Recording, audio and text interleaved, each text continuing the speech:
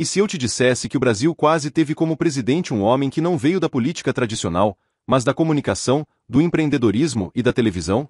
Sim, estamos falando dele, Silvio Santos, ou melhor, Cenoura Bravanel, o camelô que se tornou o maior comunicador do país. E é aqui que começa a nossa simulação positiva. Como teria sido o país se Silvio tivesse chegado ao Planalto? Estilo de liderança e comunicação. A história começa muito antes de 1989.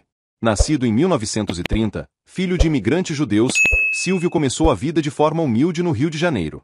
Trabalhou como camelô nas ruas, vendendo capas para títulos de eleitor. Sua capacidade de chamar atenção, prender olhares e transformar uma venda simples em um espetáculo foi a primeira mostra de seu talento incomum para se conectar com o povo. Ainda jovem, migrou para o rádio, onde sua voz marcante o levou a conquistar espaço. Depois, foi para a televisão, construindo não apenas uma carreira, mas um verdadeiro império. Programas como Show de Calouros, Porta da Esperança e o inconfundível programa Silvio Santos fizeram dele uma figura semanal na vida dos brasileiros. Silvio não era apenas um apresentador, ele se transformou em parte da cultura popular, alguém que fazia famílias inteiras se reunir diante da TV aos domingos. Essa presença constante e carismática o tornou mais do que um ícone do entretenimento. Silvio se tornou um símbolo de confiança, esperança e proximidade. Ele falava a língua do povo, entendia suas dores e alegrias, e sempre carregava consigo uma mensagem de otimismo. Enquanto políticos tradicionais travavam debates cheios de tecnicismos e palavras difíceis, Silvio falava com simplicidade. Sua comunicação era acessível a todos, da elite aos mais humildes.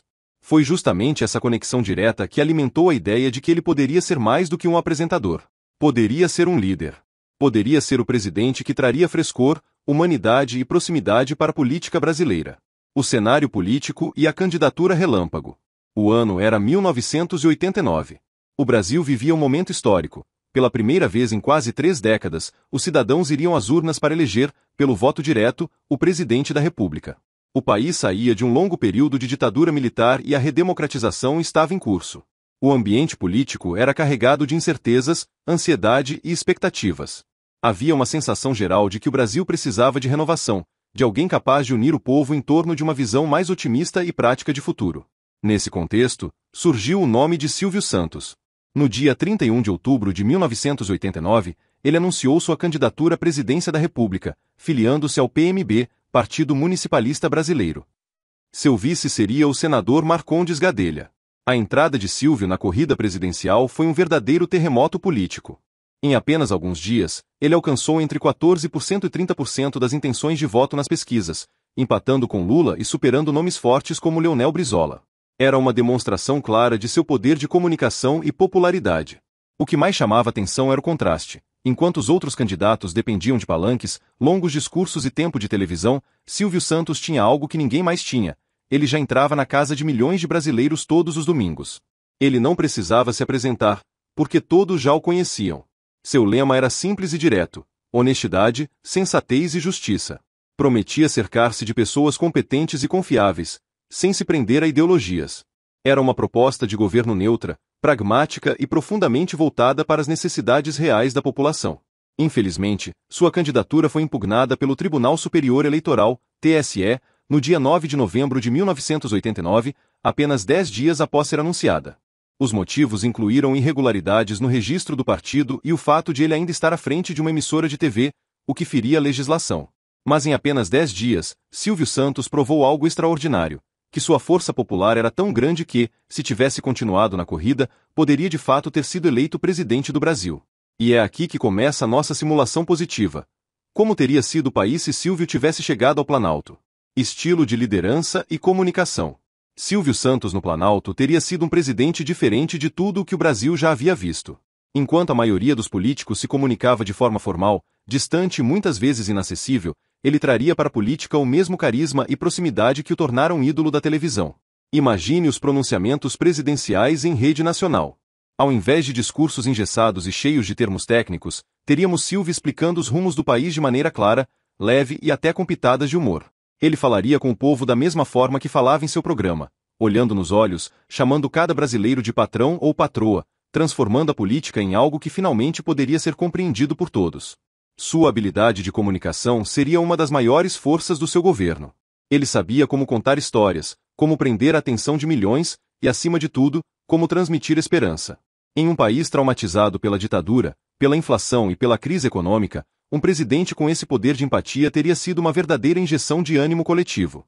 Outro aspecto fundamental seria a forma como Silvio delegava funções.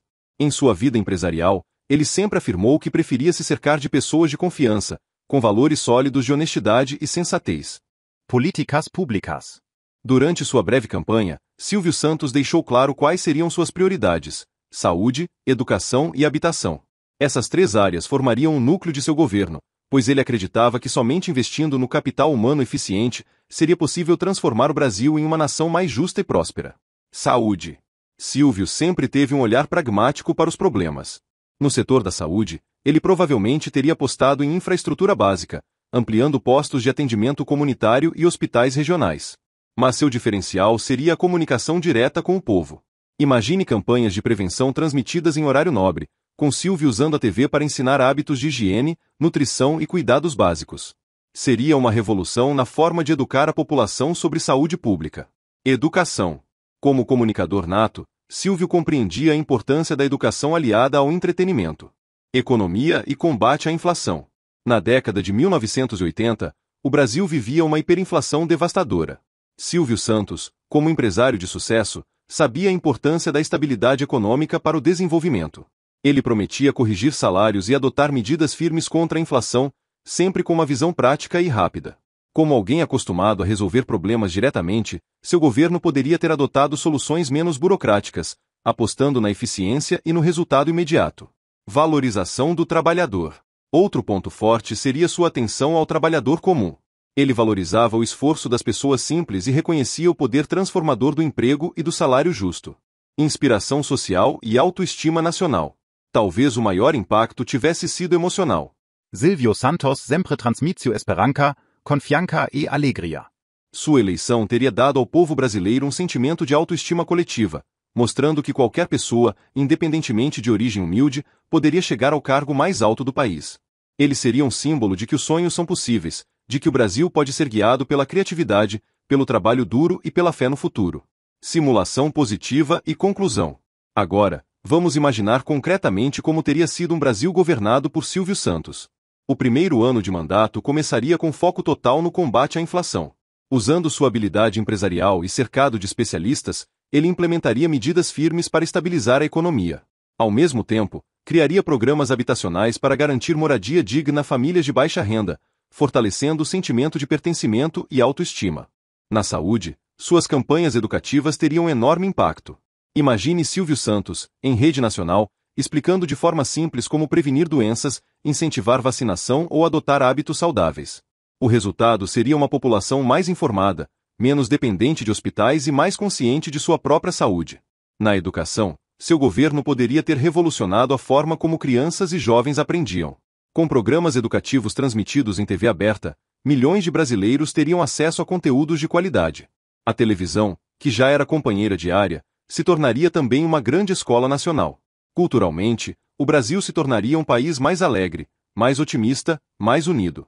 A figura do presidente, longe de ser distante ou inacessível, seria a de um líder carismático, próximo, capaz de inspirar confiança e esperança. Silvio Santos teria sido lembrado não apenas como o maior comunicador do Brasil, mas como o presidente que trouxe leveza, empatia e proximidade à política. Seu legado seria o de um governo transparente, simpático e voltado para as necessidades reais da população: saúde, educação, moradia e dignidade. Conclusão. Se Silvio Santos tivesse sido presidente, o Brasil poderia ter vivido uma fase de renovação política, cultural e social única. Teríamos um líder que falava com simplicidade, que unia o povo, que acreditava na força do trabalho e da esperança. Mais do que um administrador, ele teria sido um símbolo. O símbolo de que é possível governar com humanidade, proximidade e otimismo. Um presidente que seria lembrado não apenas pelas políticas implementadas, mas pela maneira como fez o povo acreditar novamente em si mesmo e no futuro do país. E aí, eu te pergunto, você acredita que o Brasil teria sido mais feliz, mais justo e mais otimista com Silvio Santos na presidência? Se você gostou dessa reflexão, não esqueça de curtir, compartilhar e se inscrever no canal.